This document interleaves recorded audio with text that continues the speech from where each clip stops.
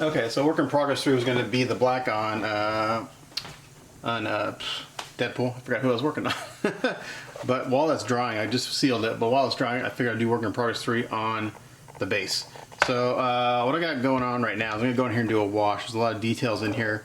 I'm going to do a kind of a thicker wash. I've got some black and burnt umber mixed up in here with water. And I'm just going to go in here and kind of slop it on in here to get in all the crevices and stuff. I need to get my lovely, this is the rag I use for cleaning up washes and stuff. It's pretty disgusting, but it does the job. So again, it's not super watery, but it's in there. This is just to get in all the crevices. So I get, and there's a lot of skulls in here. Those will get all hand paint. This whole thing will get hand paint. The only thing I won't get hand paint is probably Iron Man's helmet. I want to get all this done, and then I'll Iron Man's helmet would be the last thing I do, but he'll get weathered and stuff too because he's been beat up. But get the skulls and kind of the dirt, mud. I'm not sure exactly what it is. I think it's just dirt, like mud that these skulls are sitting in. It doesn't look like rock. I'm gonna assume it's mud because some of it's like up on the skulls and stuff. But I want to dab this in all the nooks and crannies on everything. I'm going to avoid Iron Man's helmet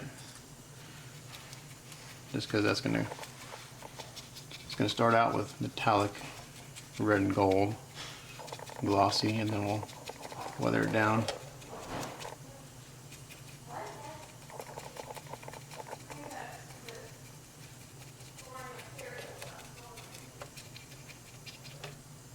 So again, we're just kind of slopping it on. This is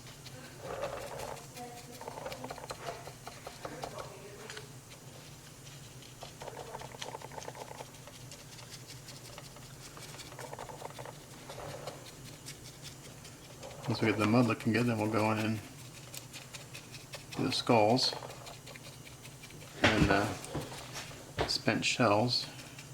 Iron Man's helmet last. So on a base like this, it's really hard to airbrush it because you'll never get paint in all the nooks and crannies. So that's why doing a wash like this is the best idea. So I'll just run into all those little spots. I'm going to sap up some of it.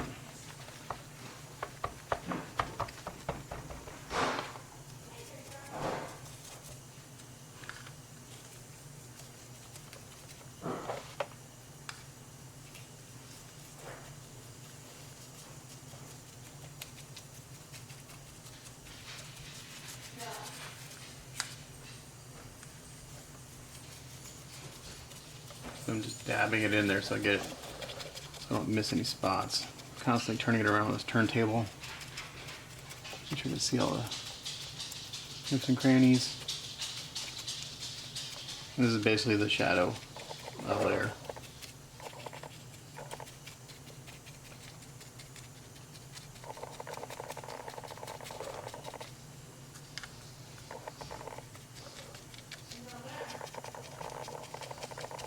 I'm gonna turn off autofocus. I don't think I need it on.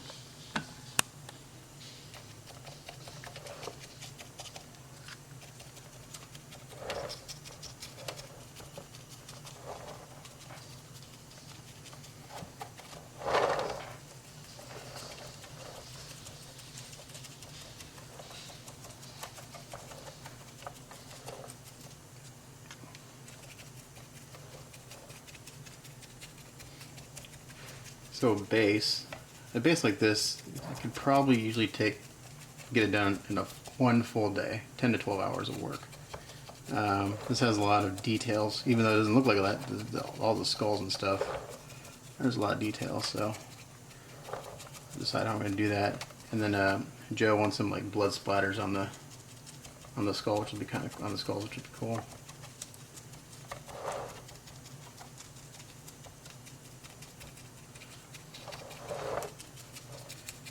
As this dries, you can see it's not opaque, it's translucent.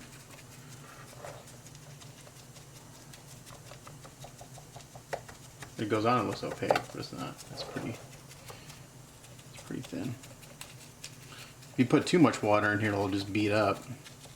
Even though I've got this Krylon primer on here, which is a matte finish, you want a matte finish when you do something like this because you want it to bite into that surface to stain it. If this was a gloss surface or a semi-gloss, it would just bead right off.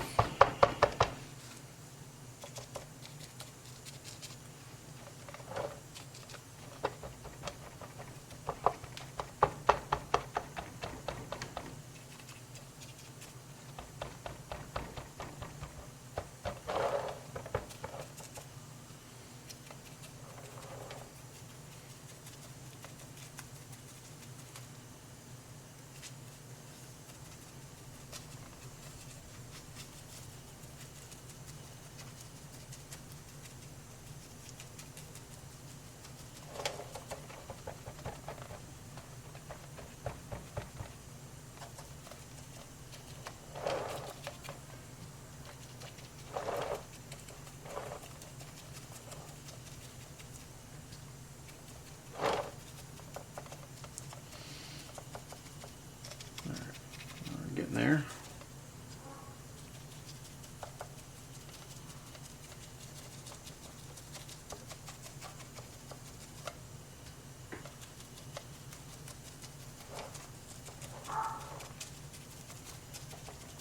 There's a lot of detail in this face. That's a really good sculpt. Again, I need to find who sculpted this, and I forget. I'm sure Joe told me at one time who the sculptor was, but I don't remember. So today's goal is to get the red done, which it is for now. I'm going to look at some of that dry overnight before I attempt to mask any of the black off. If I really wanted to push it, I could let it dry for a few hours and go in there with silly putty, but I much prefer on something with so much surface area to let that area dry overnight. I think it's just safer than trying to push it, because that way it gives the paint a chance to set up. It's less prone to getting damaged if you accidentally, scuff it or, anything like that. It's just better. Okay, now we're gonna go here and dab off some of this. We'll have to let this dry for a little while, because there's quite a bit of this down in the crannies, which is where we want it. But I do want to kind of blot a good portion of this off on the top. The skulls are going to go kind of I'm not sure if we're going to do like a grayish bone or a warm tone bone, like they're aged. Because if you look at like kind of samples of bone that's been sitting around for a long time, they're kind of yellow from age. I don't know if that's appropriate for this. I wonder if I should just do, I don't know. I'll have to look up some references on bone. I've got a lot of colors that have the word bone in them, but just because this color says something doesn't mean it's necessarily the best color for that purpose.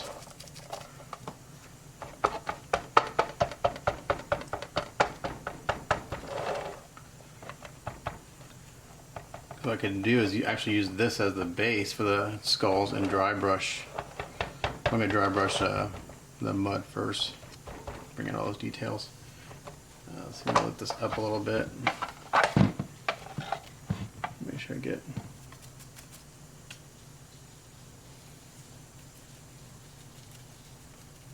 along the edge here.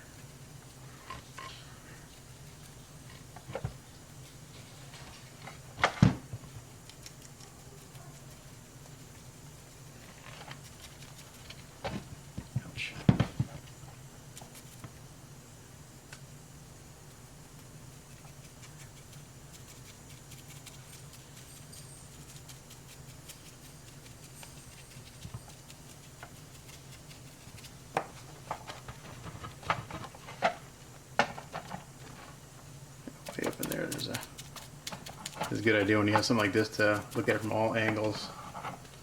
Make sure you get everything. Inevitably I find something I missed later on as I'm painting, and maybe after this dries I'll see something I missed. But try to get as much of it in the first go around as possible. There's a big hole right there. I'm not sure why that is. Oh, I know why, because there was a big piece of resin sludge there and I drilled it out. Okay. So it doesn't look like much right now. But we're gonna let this dry.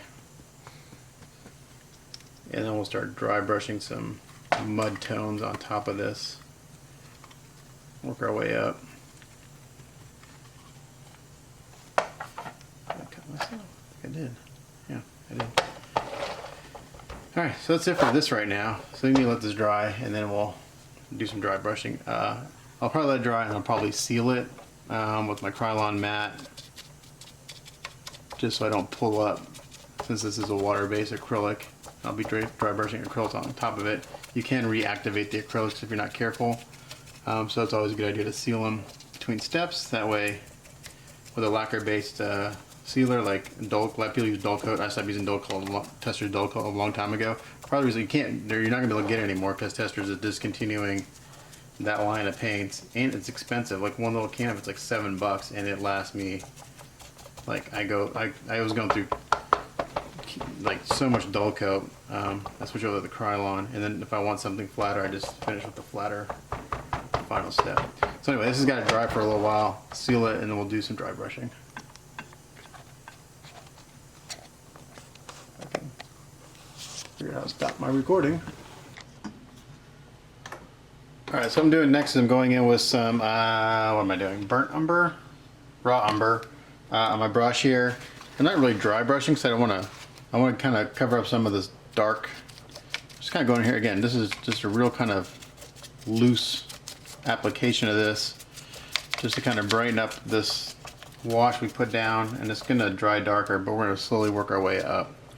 So again, I'm kind of putting it on my brush, kind of dry brushing, dabbing it here and there. I'm getting out everything right now, I don't care. I'll start tightening things up as once we get the mud done, we'll tighten things up as far as the skulls go, but you may not be able to see a difference right now, but this is just adding like a brown tint to everything. Again, I think this is mud, so we're going to paint it like it's mud, because it doesn't look like rock. It's kind of liquidy, a look to it.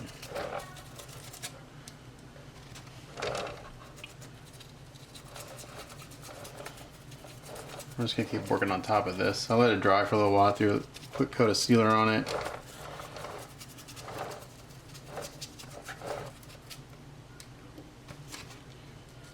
Oh, maybe a little too much, it's alright.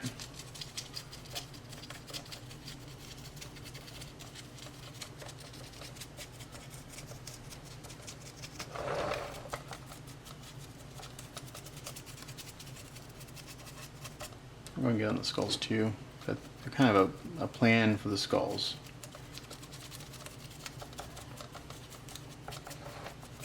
I think will work well.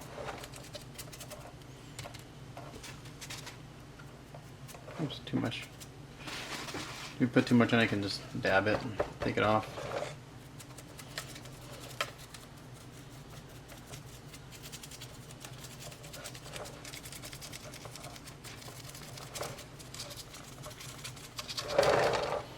Right now, the only thing I'm avoiding is Iron Man's helmet. I don't want to get too much paint build on that because I want it to be a smooth, no texture. I want to go to paint the metallic red and gold on top.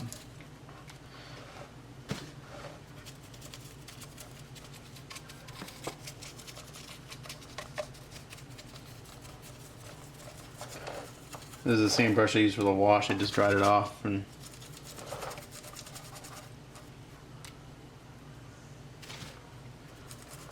started using it.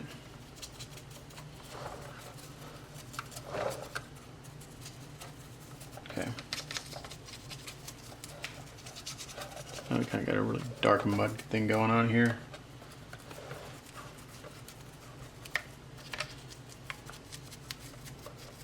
You can see I'm not being real careful.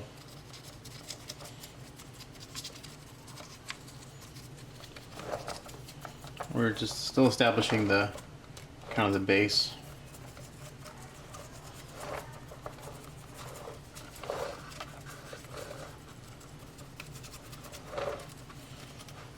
Okay.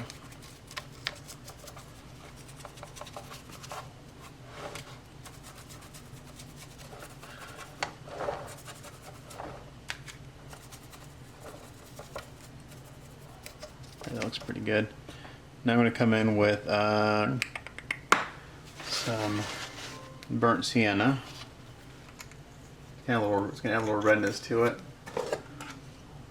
What else I got in here? I need to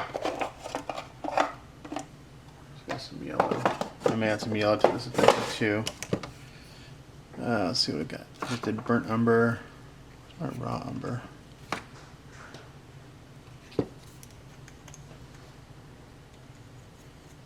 Let's do some burnt sienna.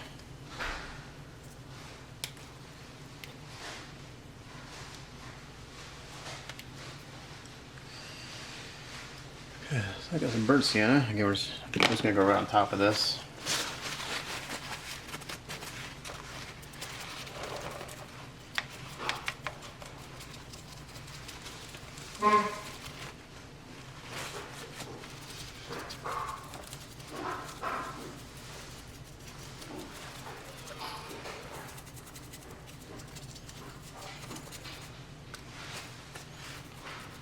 Too much.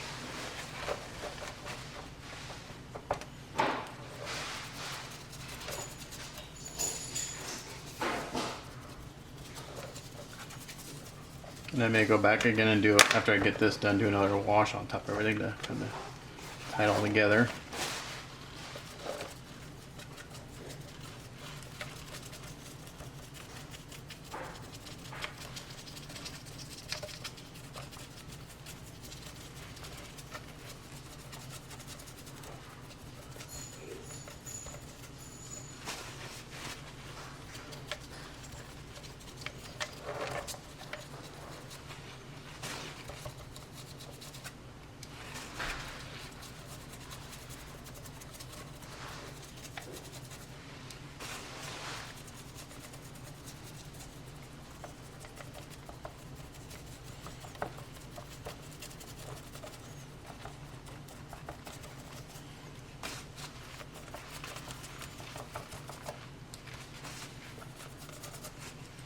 Too much. Have it off.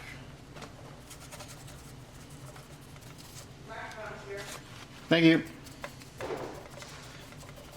I ordered a microphone for my camera. Yay! So hopefully I get better audio. And I can eliminate some of the background noise.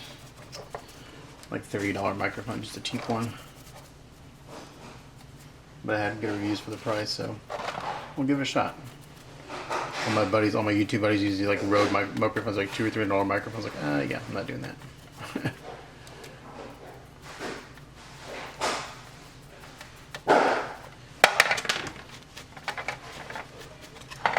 Okay. Start dabbing some of this on.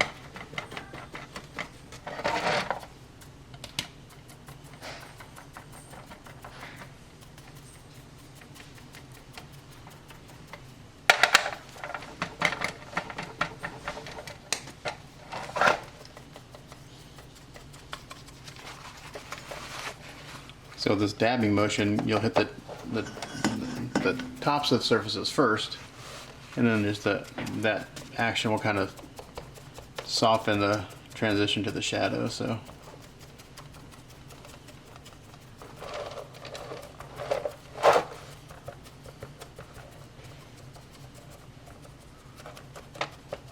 okay, I think we're gonna take that color.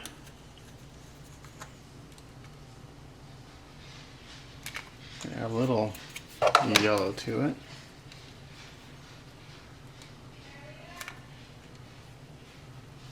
See what that does. Can kind of give me a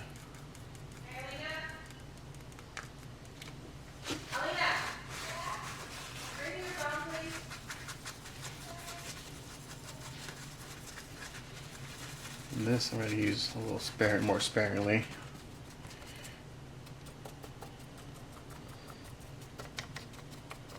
So add a little bit of yellow to that burnt sienna. I'm going to continue to dab, and you can see I'm starting to get some highlights in there. And with the underlying kind of really dark brown, blackish brown, it'll dry down nicely.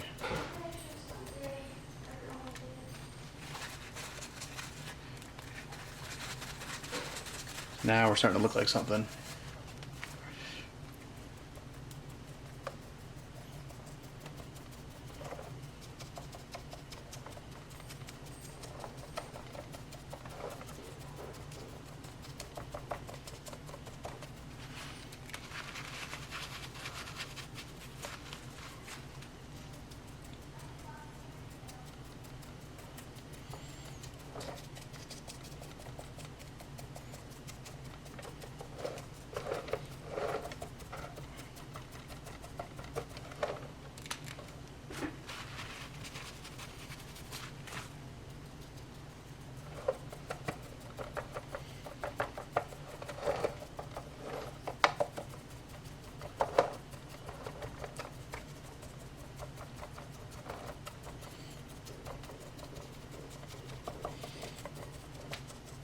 Into this mixture, I'll probably add I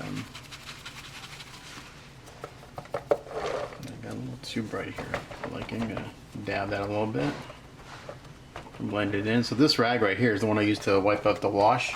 So it's still wet with that wash, so I can dab this and it blends it in really nicely. If I get a little too much on there, it's kind of like staining over it again.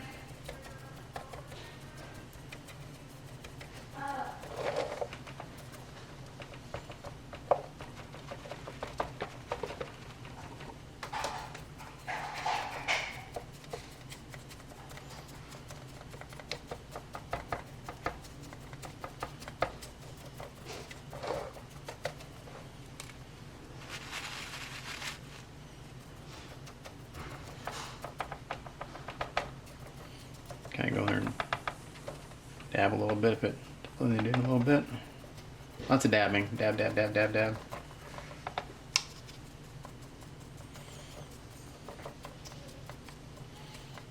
I think after this, dry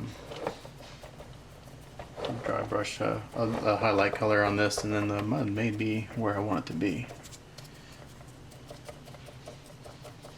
Make sure I don't miss anything.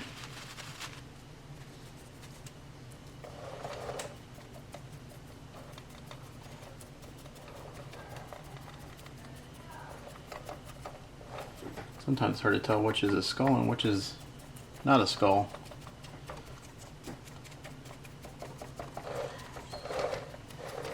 I'm gonna go ahead and dab the skulls too, because my plan is to still kind of use this as the base for the skulls. We'll see if it works.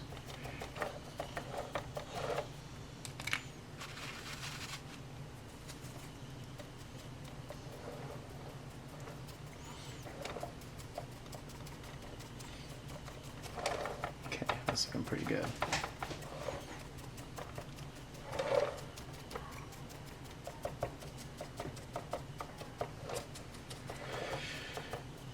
Okay.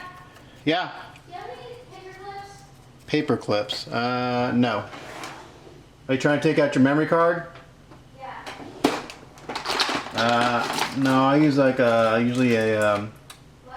I usually use like a needle or like a T-pin or something. Hey, Mom. Okay. Looks like a thumbtacker? Yeah, I've used that before. If it's not too thick. Okay, so that's looking pretty good. So now we're starting to look like some mud. Maybe looking a little muddy in camera. So now what I'm going to do is I'm going to take a little white, add to that mixture.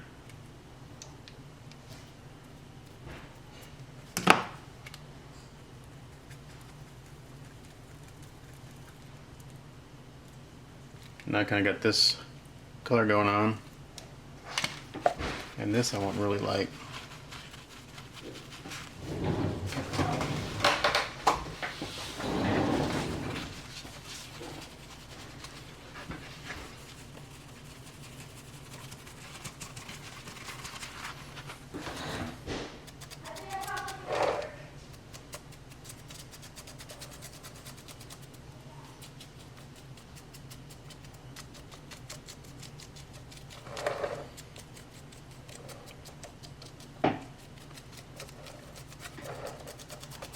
And I'm just going to dry brush this on.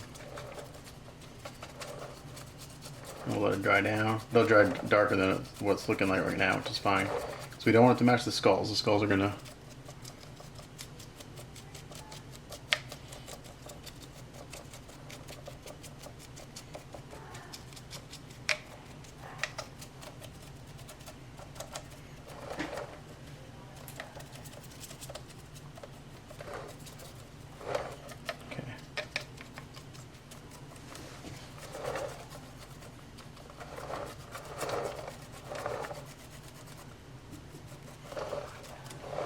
It's looking pretty good.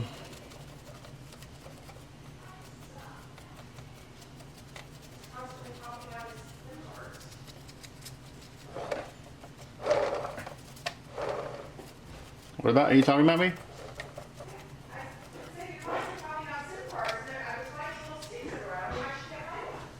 I had a paper clip at some point, but I lost it, and then I was just using a T-pin. I'm constantly have to find something to do it. I'm constantly having to find something to use, so I always lose my little tool. Alright, so that's looking pretty good.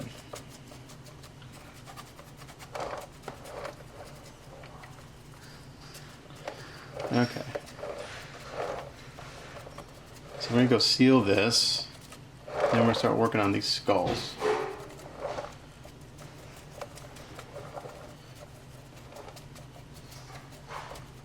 I think I can kind of use what I have here on the skulls right now and as the base coat for the skulls, and then because as you see as I dry brush this, all the details come out in the skulls. I'm thinking that I'm at a good starting point for them of what I got, and I'm just going to dry brush some bone color on top of what I got. We'll see. So I don't want to have to go in there and really individually paint them all, especially when I got all this kind of shading going on with them already. I've already established that. I just want them brighter than the rest of the surrounding area. And then we're going with pastels and add more shading and stuff. Because right now it's looking a little flat, like everything's kind of the same tone and everything. But we're going to fix that with pastels at the very end. That's my favorite way to do the kind of shading and stuff, or not shading, but kind of separation with shadows and stuff on this kind of thing, is using pastels. It's really easy to do. You can pinpoint where you want them to go. So I haven't reloaded my brush since I mixed up that color. I've got just enough on there to do what I want to do. Okay, so that's looking good. I keep saying that, I keep going. Keep seeing little things. Alright, so I'm going to go seal this really good, and then we'll work on the skulls. Okay, so what I got going on here is sealed everything. And now I'm starting to kind of bring out these skull details. As you can see here. So I got kind of this really kind of white, yellowish, pale yellowish color going on. And I've got a really small flat brush. And I'm basically dry brushing just where the skulls are. So like right here, there's a skull kind of poking through this dirt or mud. And I can go in there real selectively and just hit the bone. And it just kind of naturally, be careful and don't get this on the mud, it brings out the skull really nicely. And I can create shadows and stuff. And if I get something on the mud, I can just take a Q-tip, like I kind of did there, and just wipe it off. But I can go in here real easily with this brush and just hit the bones right here. It's maybe a little too yellow, so I may do this and then come back with another. Like here's just the top of the skull right here. You can see I'm just kind of scrubbing it on there, and it's bringing out all those great details in that piece of bone.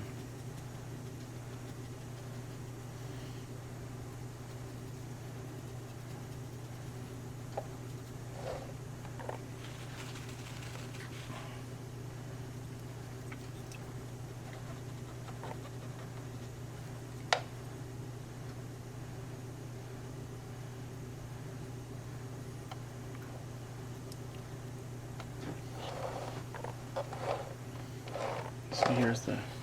So there's a bunch hidden there. Like here's one right here. I didn't even see it. Here's like some teeth. The jawbone sticking up.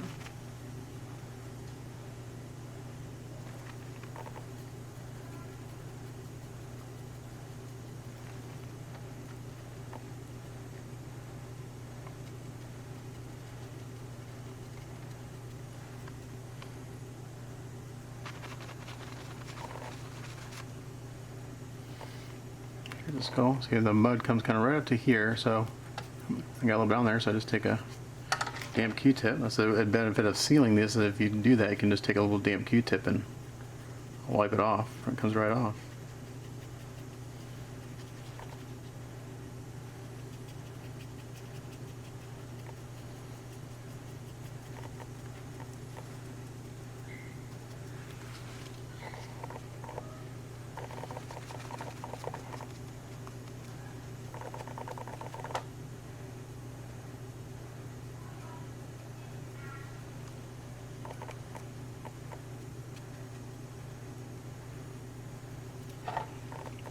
I think that's supposed to be dirt right there, so we're gonna wipe it off.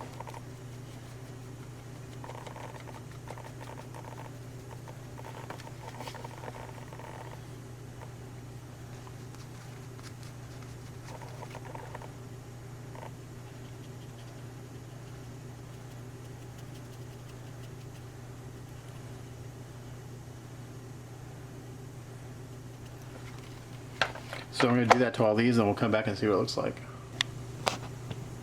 Okay, so I did that kind of bright yellowish brownish color, and I'm going back with straight white back over these, adding an additional highlight. Again, just kind of real light.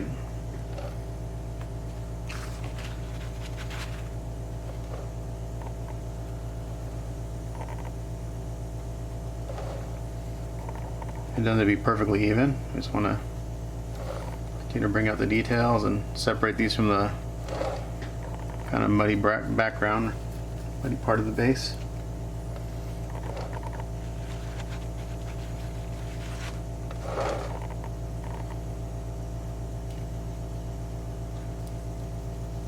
And it dries down as it dries. It gets a little darker, it blends in with the previous color, so it's not just straight white. That would look weird. A little too much here.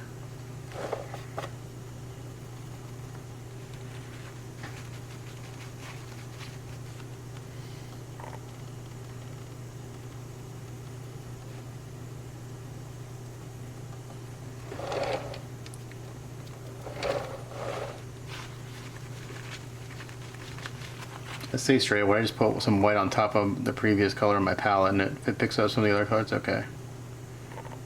I do want this pretty bright.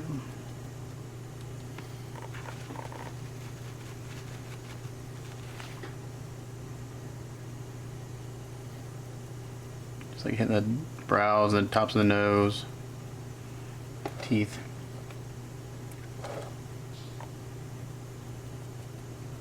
Cheekbones.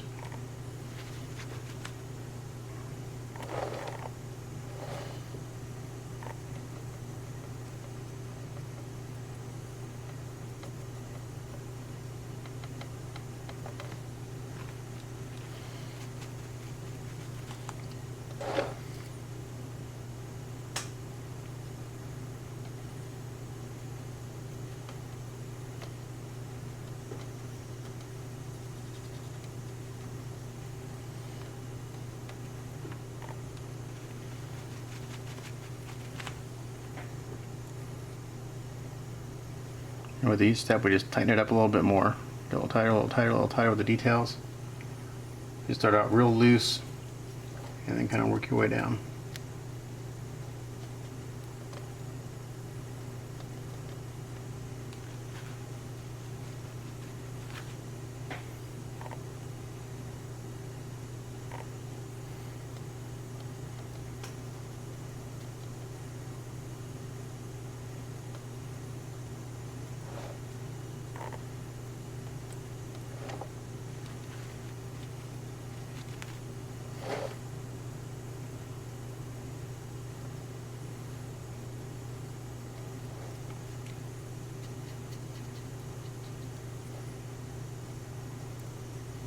This tip goes pretty quick because, again, we do the majority of the work with that kind of yellowish color to get the kind of the bone color. And now we're just adding another layer of highlighting to it. Help it pop from that muddy background a little bit more. So we're not covering out that yellow completely, we're just adding to it.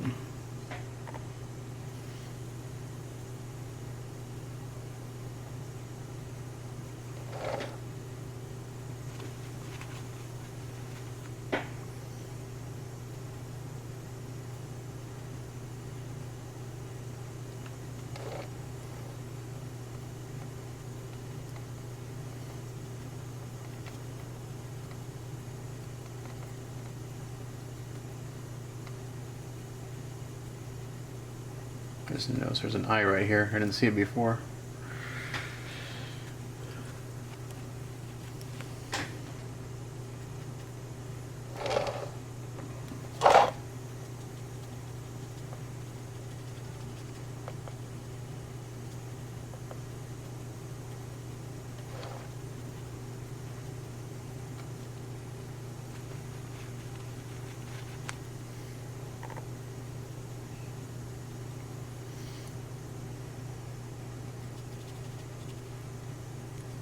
Once this step is done, I think the bone is looking pretty good. I'll probably seal it and then I'll go paint the shells.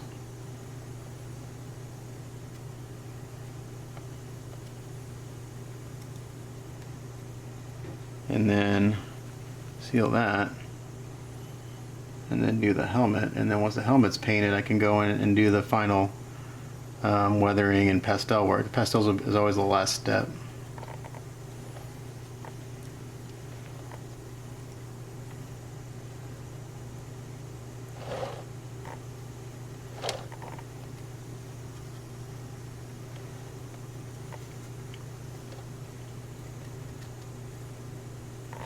Actually, I have a bunch of white paint here. My paper towel, just pull it off from.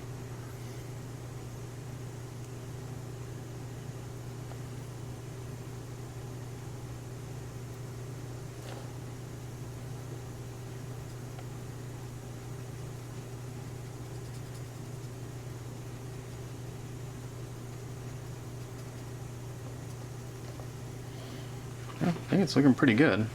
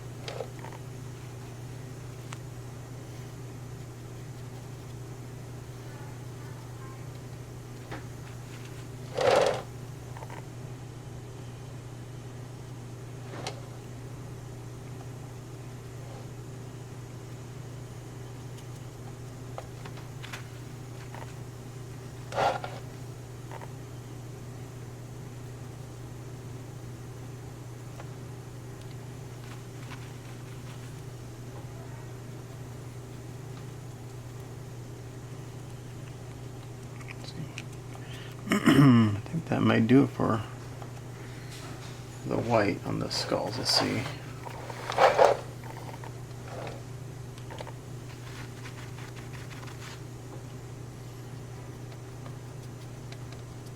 Maybe hit some of these top spots again.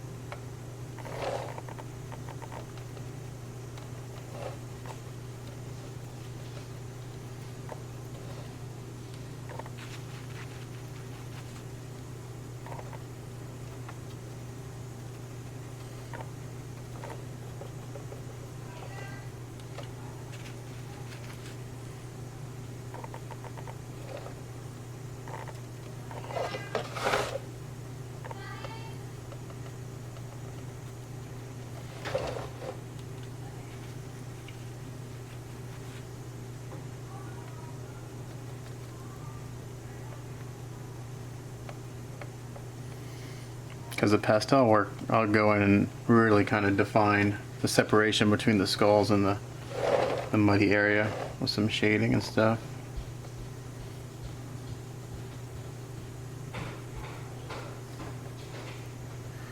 Just bright white highlight looks good on the bone. Just gives it a nice highlight.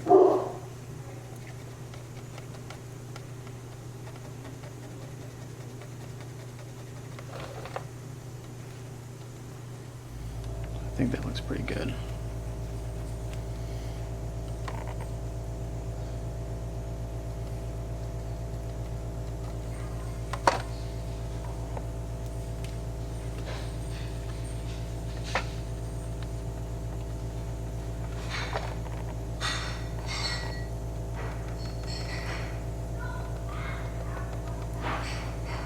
Okay. Alright, I think that looks pretty good. I'm happy with that. We're gonna seal this.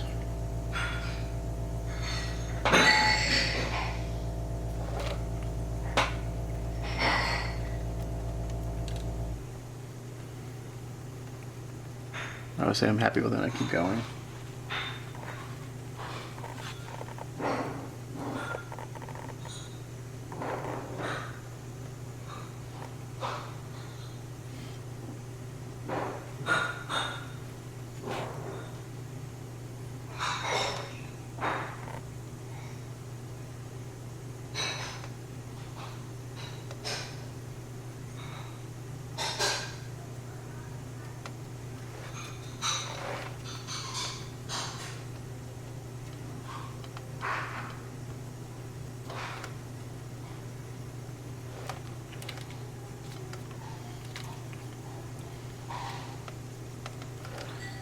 Okay.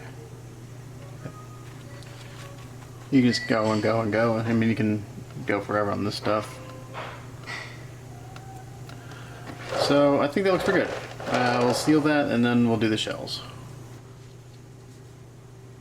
Okay, well I didn't record it, but I painted the shells. I started out with a base coat of, well, where the hell did it go? I just had it. Oh, the base coat of Vallejo liquid gold. This is red gold. It's actually one of my favorite colors. Base coat over that.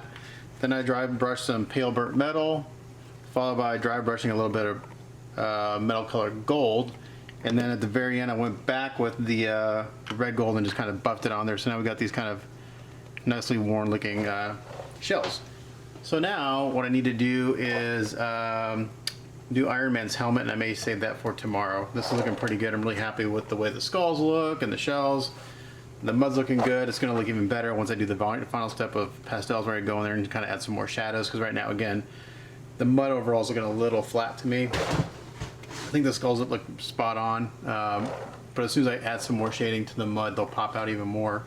But so for Iron Man's helmet, I got a silly putty around it, and then I'm going to spray. I'll do a very light sanding just to kind of smooth this out a little bit, because it needs to kind of be smooth. And then I'll probably spray gold and then let that dry, mask off the gold, and spray some clear red on top of the gold to get the metallic red. So this work in progress isn't done. I'm just gonna come back and do the helmet after I seal this and let it dry for a good, maybe overnight. Like I said, when I do a major step and I gotta do some major masking, I like to let things dry overnight. So really good progress on the base for today. So when we come back, we'll do the Iron Man helmet. Test, test, test, test, test.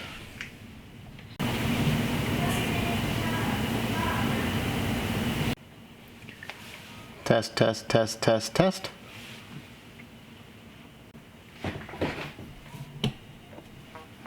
Alrighty, so I got my new microphone on here, so hopefully the sound will be a little bit better. So I went away, it's the same day, I didn't wait overnight, went away for a few hours, came back, and man, this looks really good. Sometimes I have to walk away from something, then come back and really appreciate what it looks like. So I'm gonna go ahead and start working on the Iron Man helmet here. So we're gonna take this I've got a little piece of silly putty here for the eye. Still have to kind of figure out the LED thing, if it's gonna work. And I'm gonna put a little piece in there. And I can touch up anything with a brush if I need to. But so we're gonna, oops, I'm gonna mask that off. Maybe. Ah.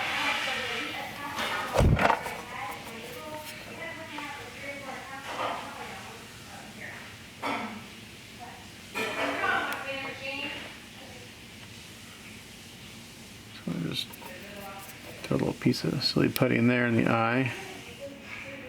I'll probably have to brush, touch the edges.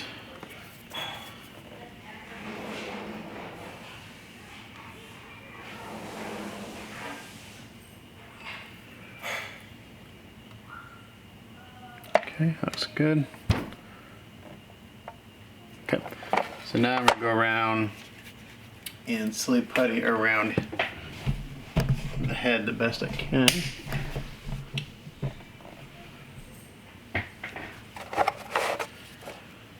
So I'm gonna take this and I'm gonna, what I really wish I had, which I need to get myself, is just a rolling pin up here, just so I can roll out the silly putty, because I like to roll it out thin. And I got Sharpies and stuff to do it, but it's never a consistent thickness, if that makes sense, because the pen isn't consistent thickness. So I need to, what can I use? I like to roll it out into sheets.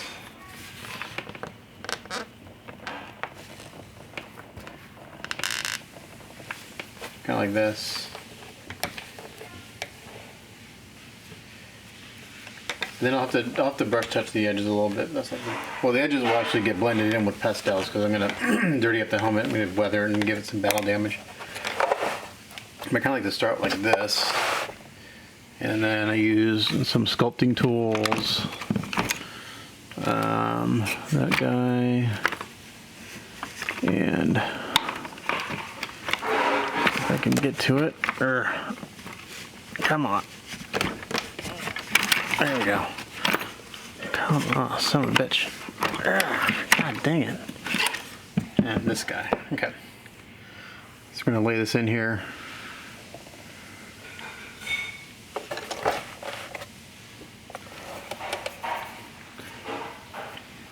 And get as thin and as close to the edge as possible.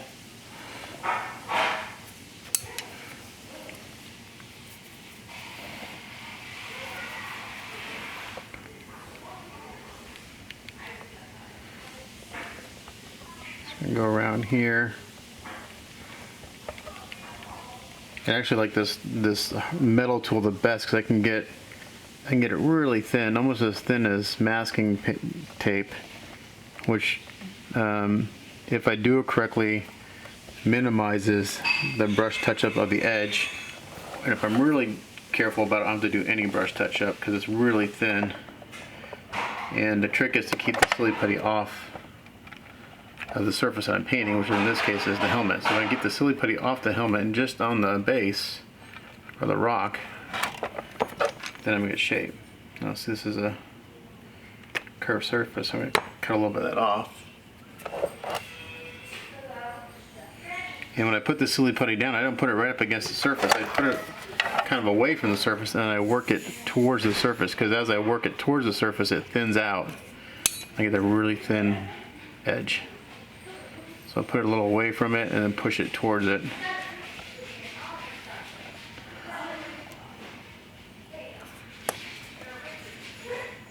I like this little tool because it's rounded. And so like right there, got a little spot where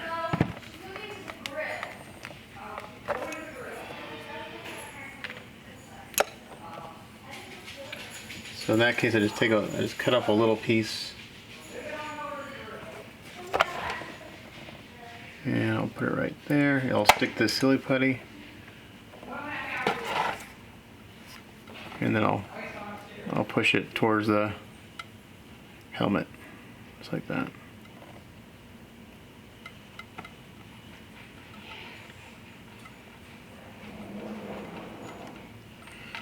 So. Yeah, so I put it kind of not right next to where I'm putting the silly putty, but a little further away from it so I can push it to the edge needs to go.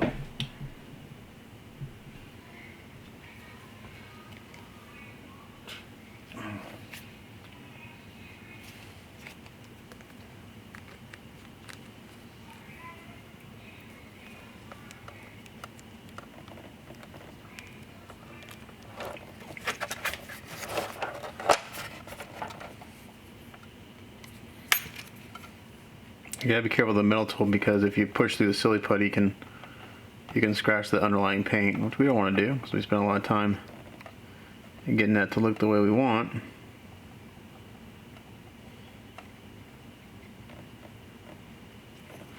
These little rubber sculpting tools that work well too. So what I'll do is like so right here I got some of the silly putty up on the helmet. I'll take this metal tool and I'll use that to kind of get it off. Just like that.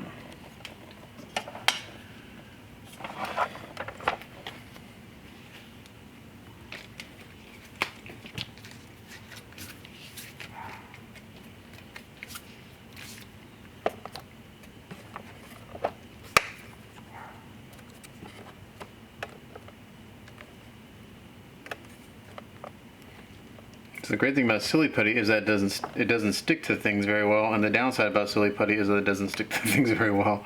So I know a lot of guys they don't ever use masking tape; they just use silly putty, and to me it's got its advantages for something like this. But when I need a lot of hard edges and I need that mask to stay in place for an extended period of time, masking tape is the way to go.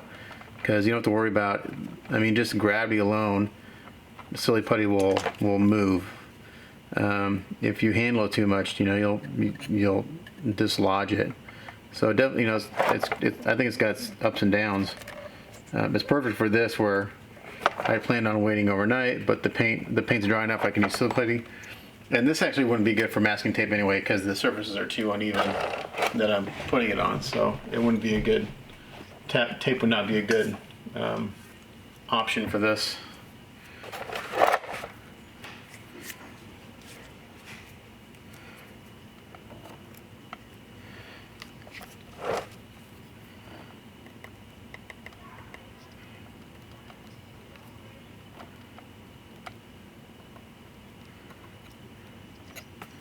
Again, I got a little cover there.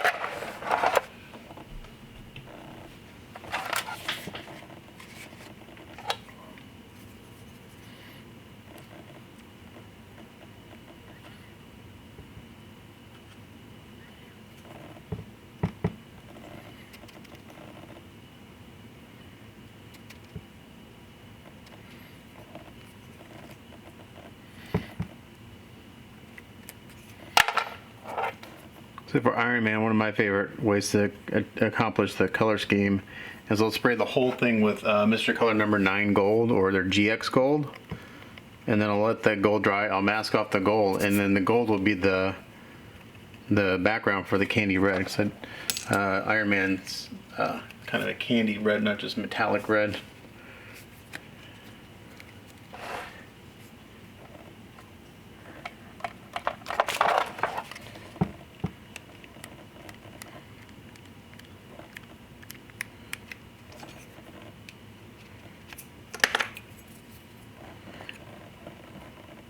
I'm just taking this tool and using this hard tool because I can thin it out really well, like I said.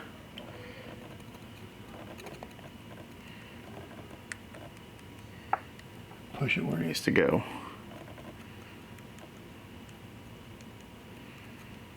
Now the trick about silly putty, and I found out the hard way the first time I actually used a large amount of it, is especially with lacquers like Mr. Color, it will melt the silly putty a little bit, and you can't let it sit for too long. You've got to spray your colors, and then you've got to take the silly putty off because it will lift your paint, because it basically melts and becomes melds with the paint. I mean, it's a form of plastic, and you're using lacquer thinner. And I have had the silly putty lift acrylics too if I left it overnight.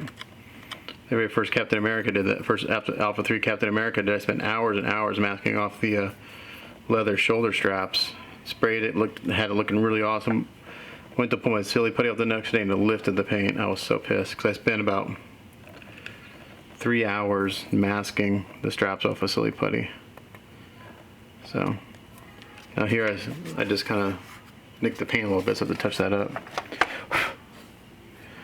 Not the end of the world. This will be a longer work in progress, obviously, than the last one. But we're getting to the nitty-gritty of painting, so I feel like that's where you can get the most information from what I do. If you want to try to learn, I dare say learn something from me, because I'm constantly making shit up. But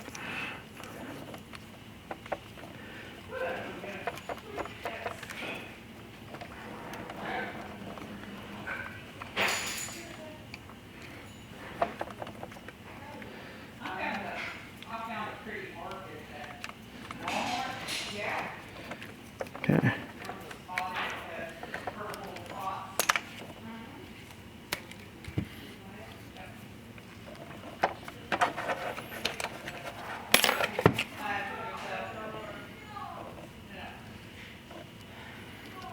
All right, just about there.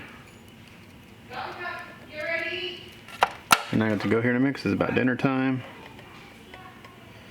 But I can get the gold sprayed and let that dry, and then we'll do the candied red.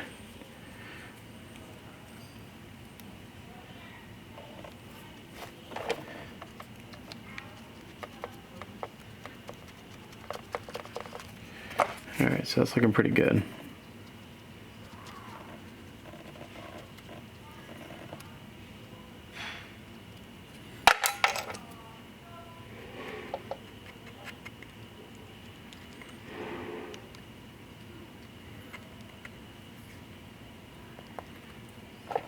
Alright, so there you go. Oh, I got one little spot here. I'm glad I saw it. Right by the mouth. That would have sucked.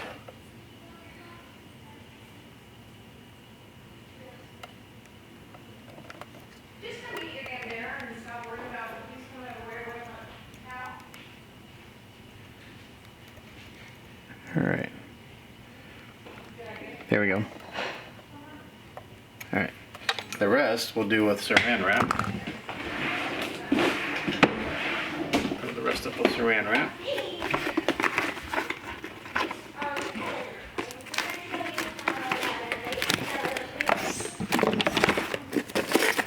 So I got a big roll of saran wrap from Costco, and I'll just kind of do this number.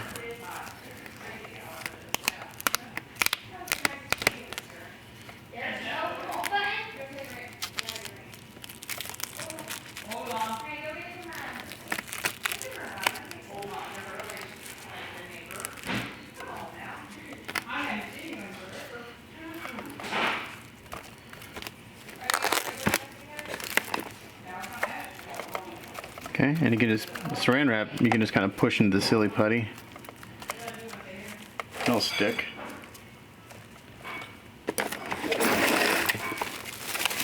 Now you probably think I'm going to go overboard with this, but I don't want to get any metallics on any of this base. So I tend to go overboard when I'm masking an area off like this.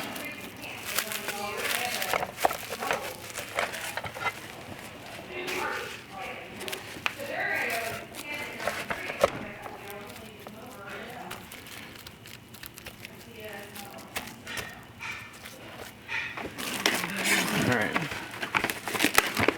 Well, I gotta go because it's dinner time and my saran wrap is tangled anyway. There we go.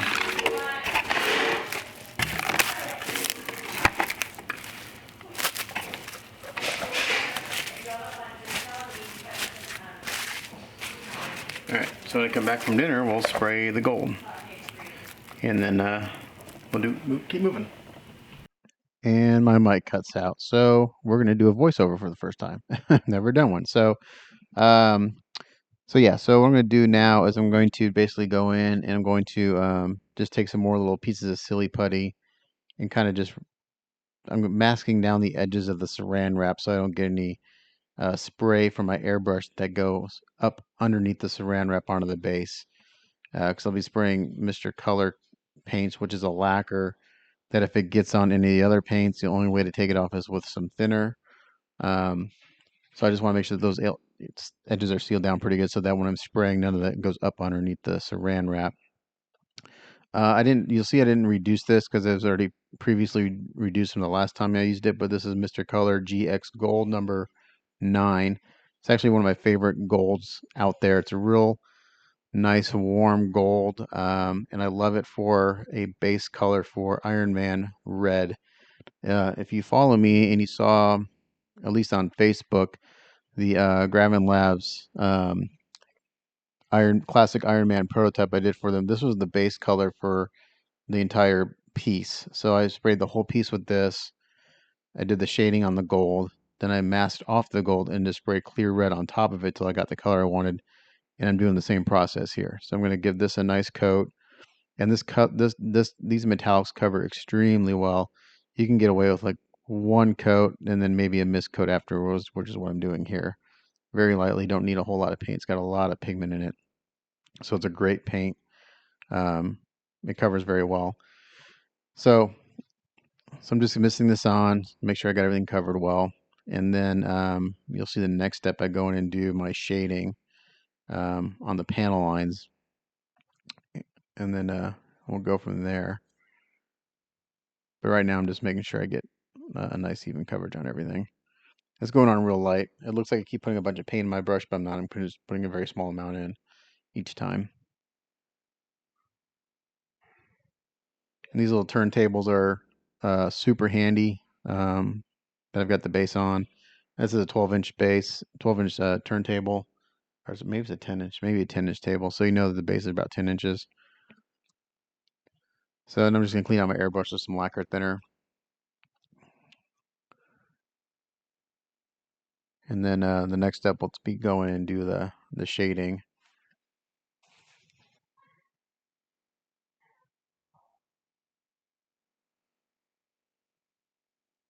So this base in the end looks really, really good.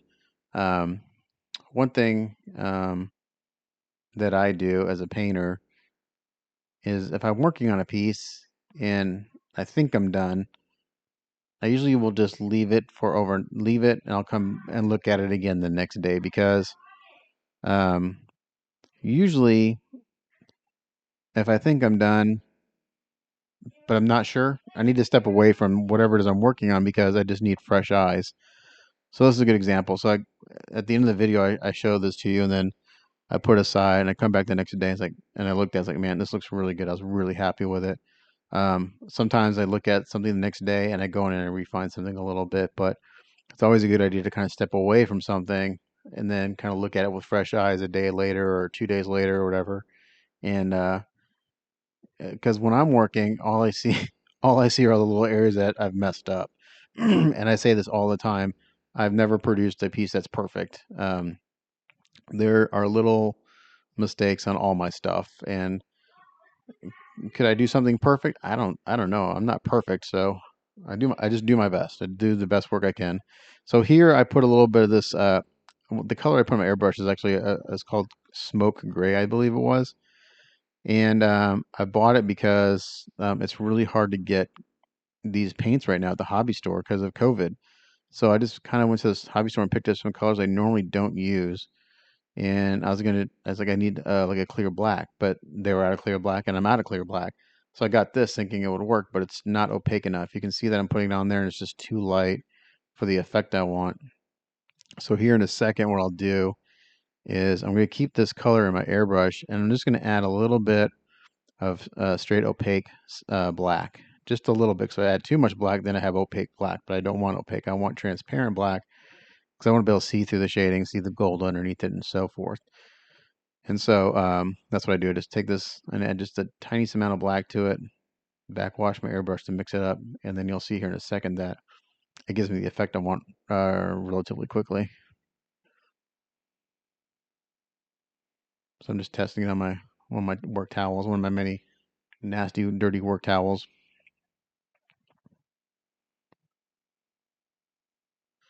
And then you'll see here in a second that it gives me the effect I want right away. And then there you go. 2 swipes and it's there. 1, 2, 3. And that's all you need.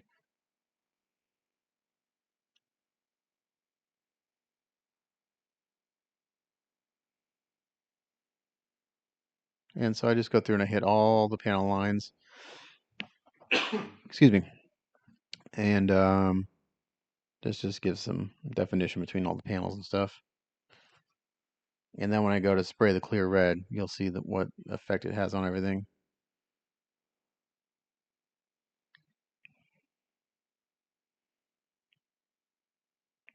So basically anywhere a panel hits something or there's a panel line or a detail, I hit it with a little bit of this clear black mixture.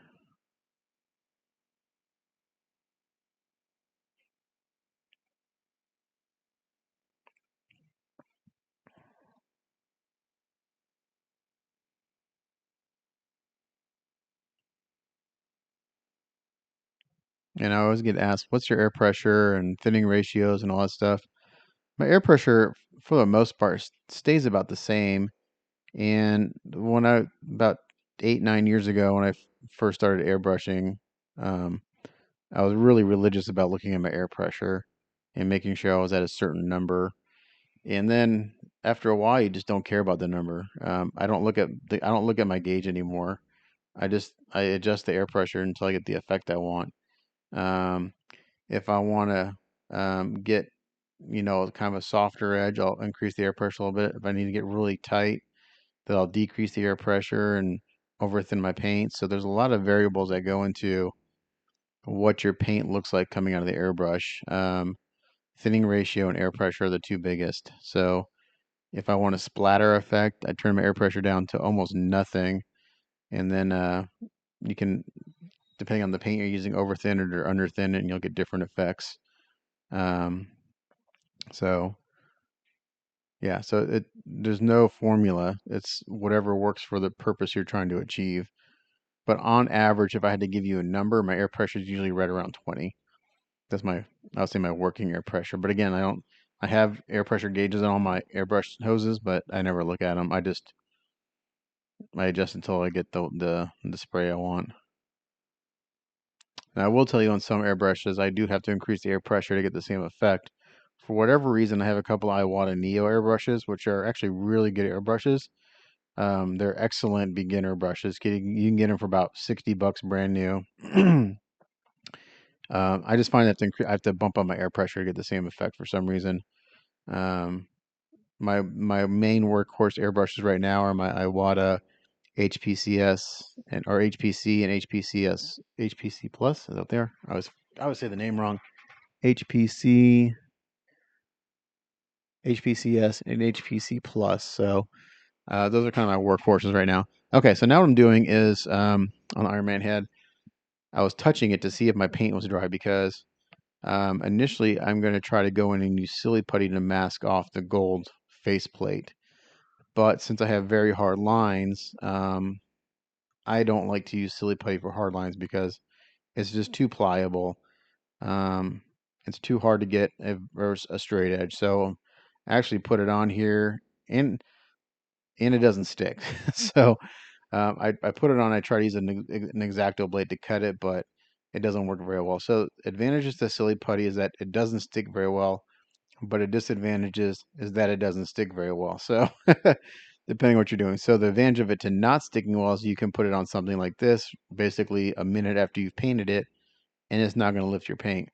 The disadvantage of it is that it doesn't stick and it doesn't stay in place very well. So particularly when I'm doing like a large figure and I need to mask a large area, I'm not a fan of Silly Putty because I have to handle the piece and the Silly Putty will move and just gets lodged.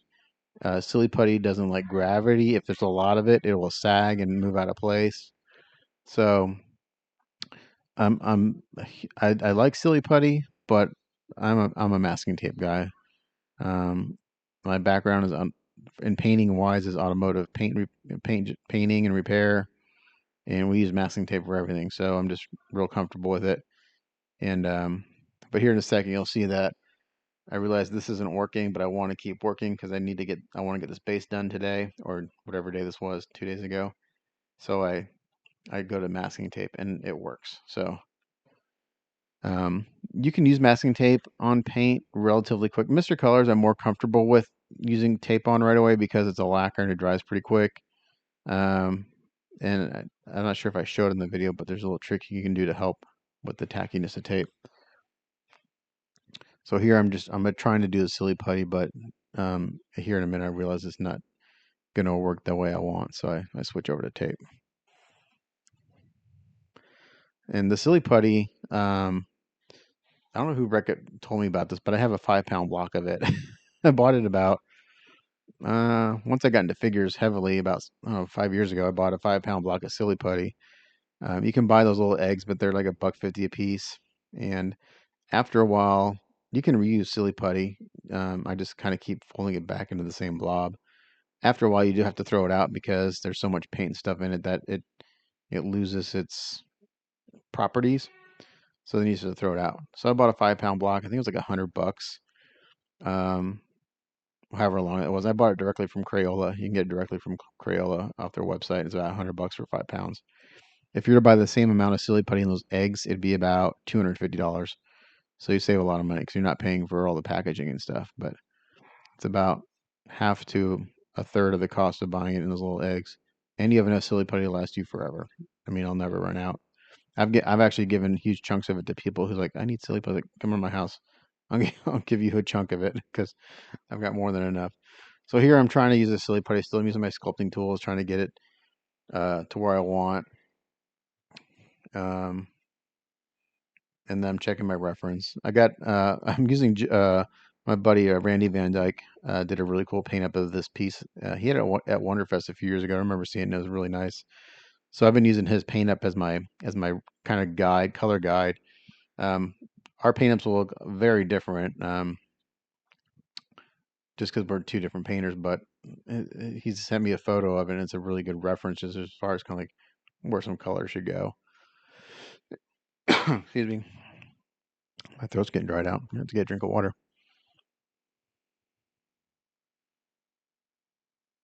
So this is where it's like, you know what? This is not working. I'm not getting the effect I want, but I want to keep working because my goal is to get this base done in a day. And a base like this, I can usually get done in a day. It's about a 10 to 12 hour process depending on the base. I think I got this one done in about 11 hours. So what I'm doing is, so before I put the tape on, I didn't show it. I took the tape and I put it on my shorts that I was wearing. I put it on and ripped it off and put it on and ripped it off a few times. And what that does, it just gets rid of some of the tackiness. Excuse me. So it allows you to use the tape on kind of freshly painted surface with less risk of paint lifting. I'm going to crack open a drink here. Excuse the noise, but I need something to wet my whistle while I talk. I mean, I just got done with homeschooling, so I'm gonna have a beer. Why not? So here I am, just using the masking tape to mask around the gold on the mask.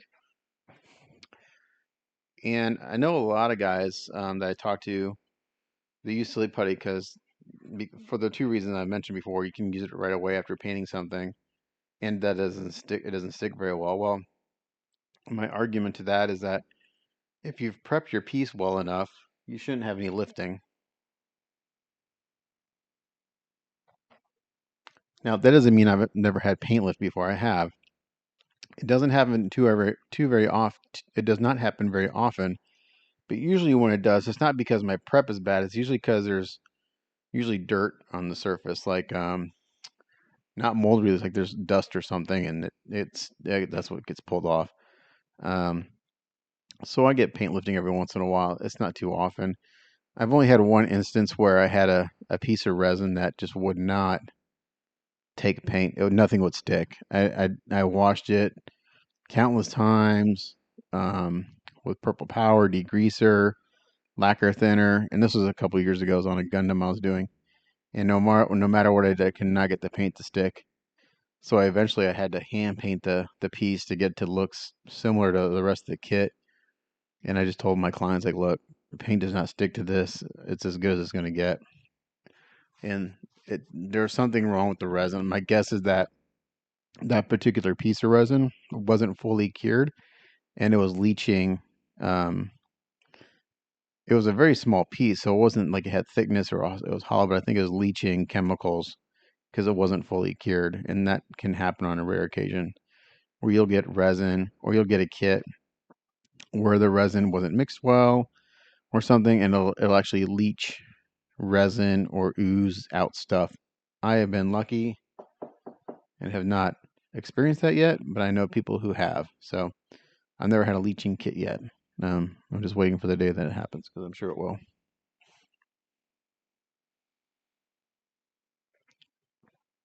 Alrighty. So masking, fun stuff. I actually enjoy the masking process. It's kind of relaxing. It's time consuming, but the results are well worth it.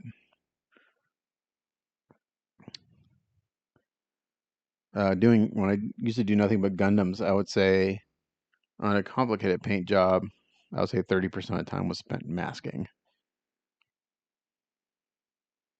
As I've kind of switched over to figures mostly, um, I do a lot of hand painting now. Where in the past I would never hand paint anything.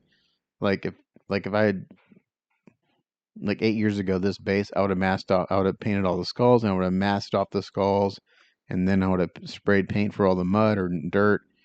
My approach would have been completely different. So doing the figures over the past, I don't know, 5 years or so, it's really kind of changed the way I do things, and I've learned a bunch of new skills that I can apply other areas of modeling, whether it's Gundam or figures.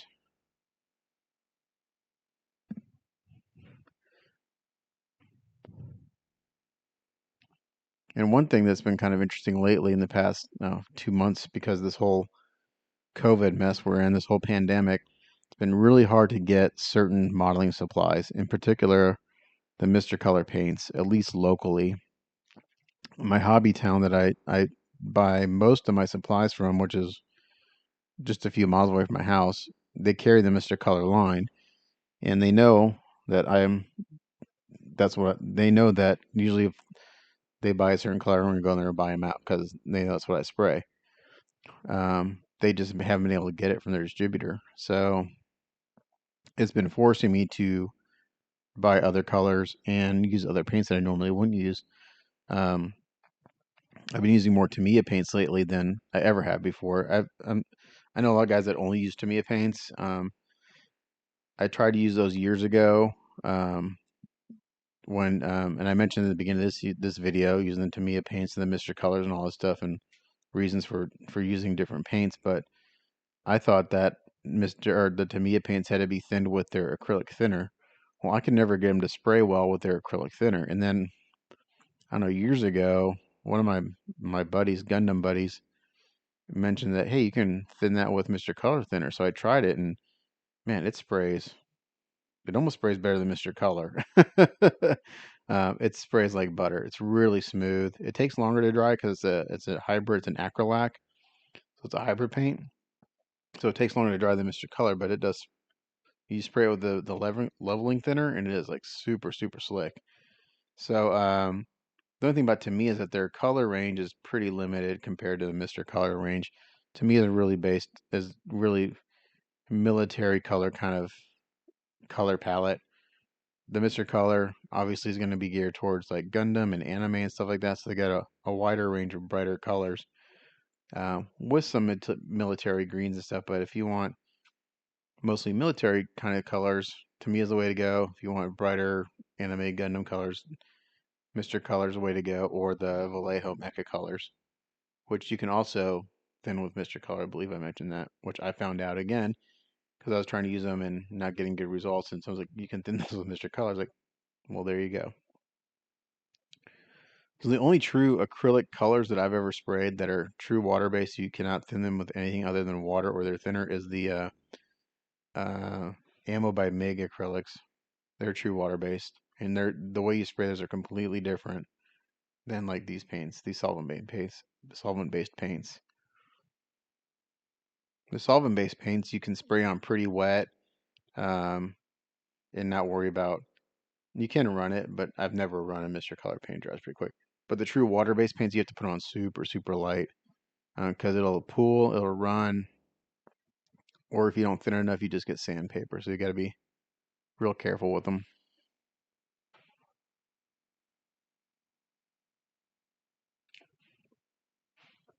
So you see I'm using a toothpick there, and that's just to kind of get the tape down in the panel line. Um, Normally what I would do if this paint had been sitting overnight, I would have just put a piece of tape over the panel line, and I would have taken a fresh razor blade and cut the tape out of the panel line. But since this is basically really fresh paint, I don't want to cut on it if I don't have to. So I'm just using little pieces of tape to get in the panels and stuff, and using a toothpick to seal those edges.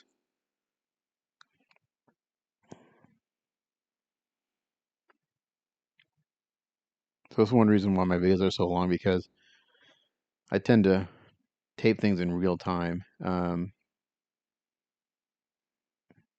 So it could be, it could be a 3-hour video of masking, but that's what it takes.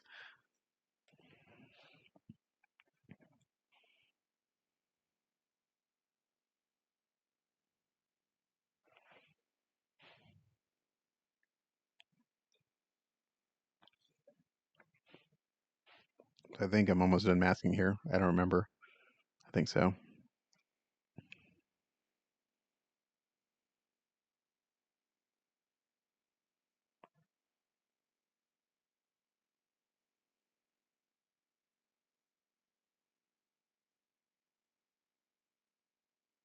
Yeah, so just to mask this little area took me about 20 minutes.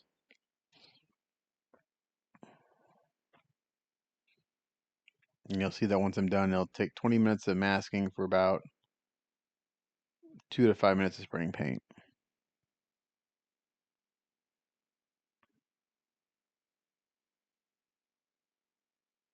I think I just got up to go to my paint room to get the clear red. Yep. I think this is clear red number 47 from Mr. Color, if I'm correct.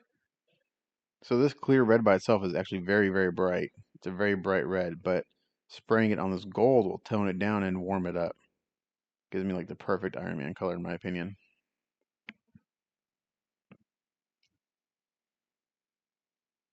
And I think I only put 2, maybe 3 coats on.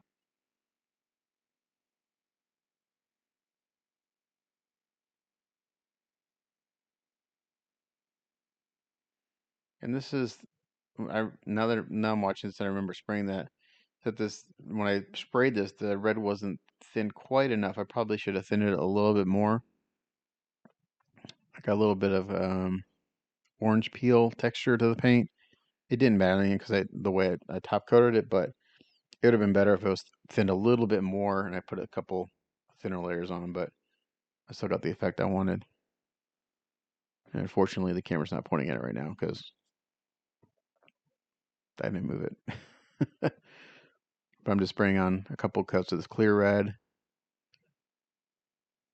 And you can see that shading looks really good underneath it.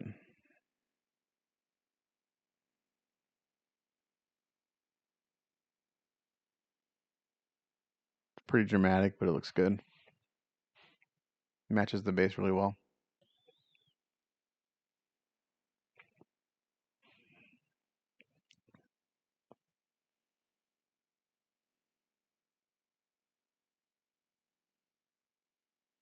And one thing I noticed that after I was done spraying this red and taking the masking tape off is that I didn't get quite enough red on the bottom, towards the bottom of the helmet where it meets the base.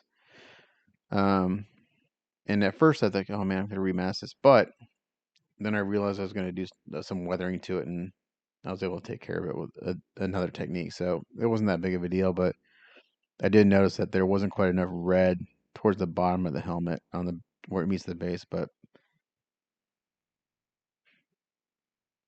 in the end, I took care of it with some pastels.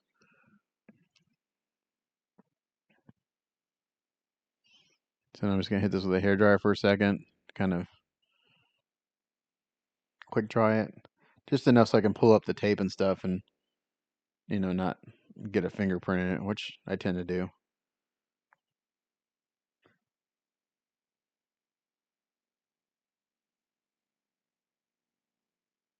Here I'm just tapping the tape to see how dry it is.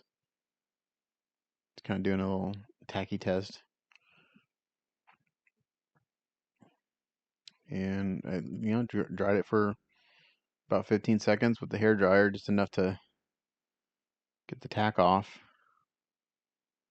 And then if I'm careful, I'm able to pull the tape up without messing anything up. So I use these really nice, I don't know if they're really nice, but I like them. Self-closing tweezers with a little needle point on them. They're perfect for taking masking tape off because you can grab an edge of the tape real easily and it grips really well. So it's like my favorite tool for pulling tape off. You can see right there the bottom of the helmet's not quite red enough, but it's okay. We take care of it later.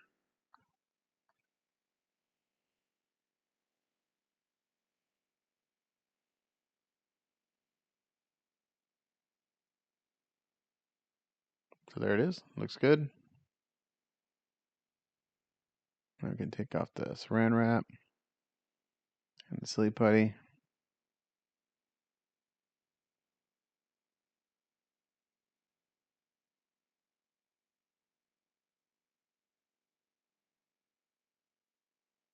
I'm really happy with the way these skulls look. They look amazing. The whole base looks awesome.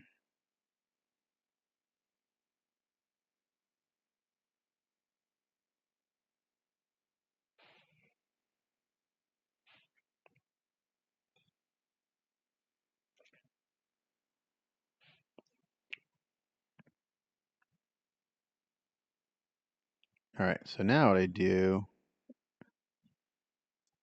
if I remember correctly, I go and I seal this with my Krylon flat slash. Yeah, so I go seal it here in a second and I come back. And here we are after the Krylon matte spray. Spray a few coats on, hit it with the hair dryer. And now I'm going to go in, I'm going to just do some chipping effects. And I was using some of the Vallejo metal color chrome, I think it is, or aluminum. Can't remember which color I'm using there. Oh, it's not metal color, it's the liquid metal silver. The Vallejo liquid metal metallics are amazing. They are super shiny. I love them. I love their line of golds. There's like 4 different shades of gold. There's gold, there's red gold, old gold, and green gold, and I love them all. They're solvent-based paint from Vallejo. They hand brush beautifully. The only trick with them is that they tend to separate in the bottle, so unless I pour some out into my palette, but if you're going directly from the bottle, you do have to stop and shake them up every once because the pigments will separate from the carrier. Um, but I hand paint with these more than anything, and I love them. So I'm just going here. I'm just taking my little uh, whatever brush this is. I think it's like a 000 liner brush or 00 liner brush, and just kind of adding little silver chips to the damaged areas, um, just to kind of replicate some of the damage that Iron Man would see. Even every time you see damage on Iron Man's suit, you see silver, so it lets you know it's like a silver metal, unobtainium or whatever metal it's made out of, with the candied colors on top.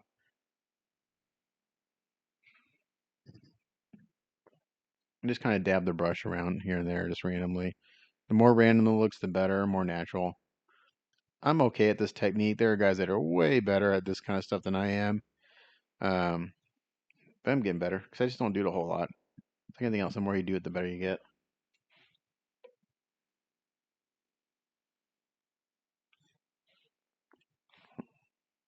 But I get a cool effect.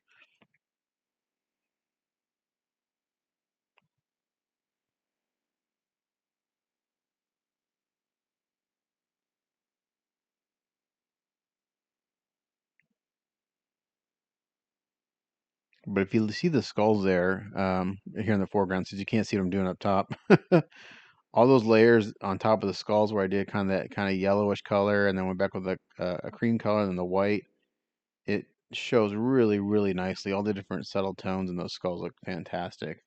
Um, they even show up more in person. They look really, really sharp. Super happy with those turnout. You can see a little bit here here in this area of the video, the dry brushing I did on the gun shells. It's about three. It's actually three different colors, and just different three or four. I mentioned the colors earlier, but I just didn't show the technique. What's a base color and I dry brush like a bright silver, and I dry brush another color, and just back and forth, and you kind of get this kind of worn brass look.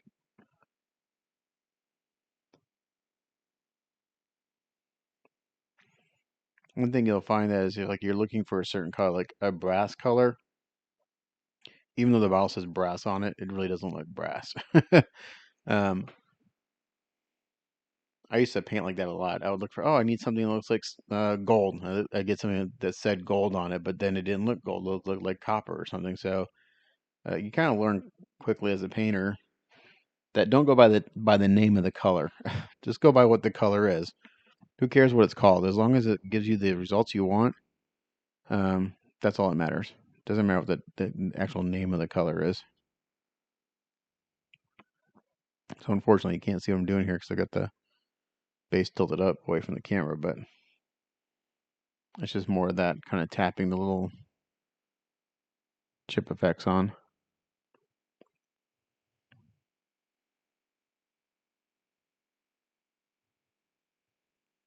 But you get to see some good views of the skulls and everything, and all those different tones working together.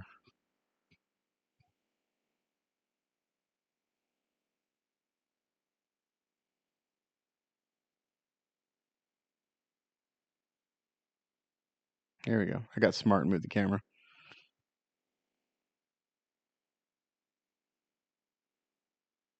So the only thing I'll at the end of this video, the only thing I'll have left on the base is try to get the LED to work. I've yet to try to hook a battery up to it yet. I don't have any button batteries, so I need to get some. And I'm pretty sure if I just hooked a 9-volt up to it, it would just blow out. And at that time, by that point, it would be you can't fix it. So like I mentioned, Joe only made two bases with LEDs in it. This one and the second one I'll be doing for a client.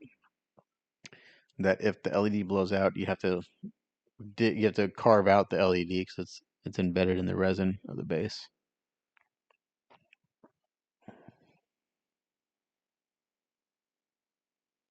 So what? So this little chipping technique, if you drink like a crap load of coffee beforehand, so your hands shake, that's ideal because shaky hands are good for this kind of thing. Because I know this looks random.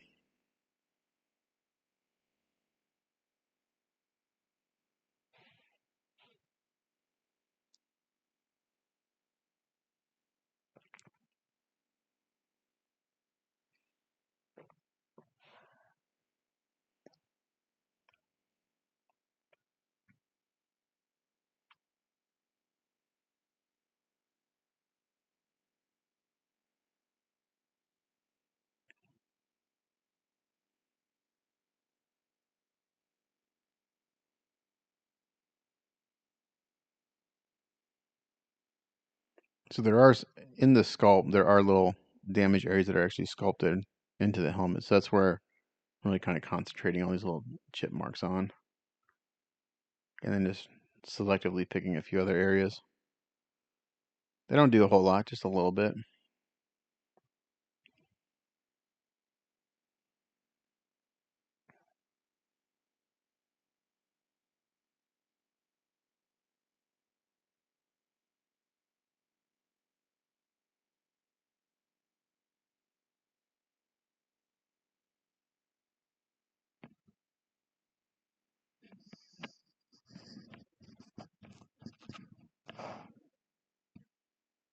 So we're just about wrapped up with these chipping effects, I think. And then the last step I do is I do go in with some pigments and I do just a little bit of pigments here and there. And I typically use pigments at the very end if I want to accentuate some shading or shadowing. But I think you'll see here that when I do that, in this on this piece in particular, I don't do a whole lot because I've established all my shadows and stuff prior with that very first base because that kind of muddy brown wash I did on everything. That kind of established all my shadows. And then with all the techniques I used, with all just the dry, basically just dry brushing everything, the shadows are already there. Okay, so here we are after we seal the piece again. So you seal every time you're done with a step that you don't want to mess up, you go seal it. So here I am with just a really crappy brush. It's not even like one of my pigment brushes. It's one of my shitty brushes. And I'm going in with this, I have to look at, see which one it is. This is kind of like my go-to pigment for this kind of thing. It's Black Smote by MIG. Um, I'm really heavy-handed with pigments. A lot of guys are, use them very lightly. I don't. I just go, but I like a lot of punch and contrast, so I tend to go in with them pretty heavy. So right now I'm basically going in around the helmet to establish a nice shadow and also to kind of help fix where I didn't even get enough of the clear red towards the base. So I'm using these pigments to kind of help blend in and just add some dirt and grime to the helmet. So it's one way to kind of hide that previous mistake of not getting enough clear red on it, but it also grounds the helmet and it makes it look a part of the scene, so it just doesn't look like it's just sitting there. It looks like it's been damaged and it's got dirt and stuff on it. So this step really helps tie it into the base. It just doesn't look like a separate piece sitting on top. So it's a really effective way to get something to look like part of a scene. And has a real nice shadow. Put some up in the eyes, just to add some shading there because I didn't do it with the airbrush earlier. But you can see I'm putting quite a bit on there. And then if there's any extra, just blow it off real lightly. And pigments are super messy. They get everywhere. They get all over my work floor. They get on my bench. I mean, if I'm not wearing shoes or flip-flops, the bottom of my feet are just black from all the pigments that end up on the floor. So they're super messy, but it's actually a really fun process.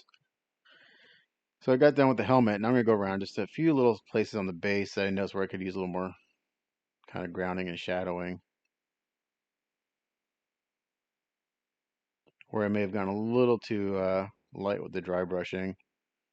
Just go in there and kind of tighten it all up with this last little bit of pigment.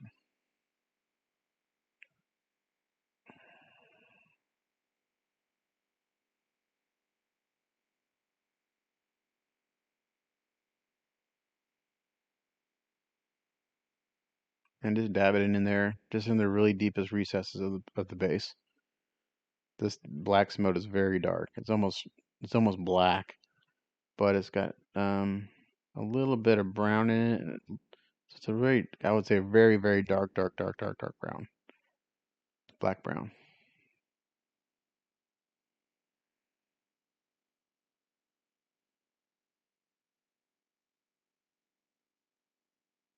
I just dab it in there, and I dab it because um, the surface is like a matte finish. So by dabbing it, it actually gets it to stick to the surface. It gets it to stick in all those little, just the texture of the paint. So by dabbing it, it gets it to stick.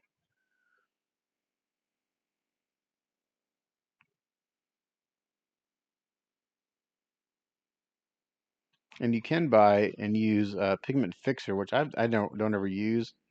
It is handy that if you want to put pigments on something and get them to stick without having to seal an entire piece. Let's say you have a finish you like on a whole piece, but you add some pigments, but you don't want the pigments to go away, but the rest will stay the same. You can use a pigment fixer. And here we are. This is what the base looks like, all done. And I'm super happy with it. And again, this is when I set it down and then I go back and I look at it the next day. It's like, that looks really sharp. So hopefully this voiceover works and you guys enjoy it. Hopefully it was helpful. You got some information out of it. But on the next video, we'll be spraying the black. I didn't record the masking of the black, but I did record the painting, and that'll be a voiceover too because, again, I forgot to turn my mic on. But as always, thanks for watching. It's Matt Mrozek. We'll catch you guys next time. Bye.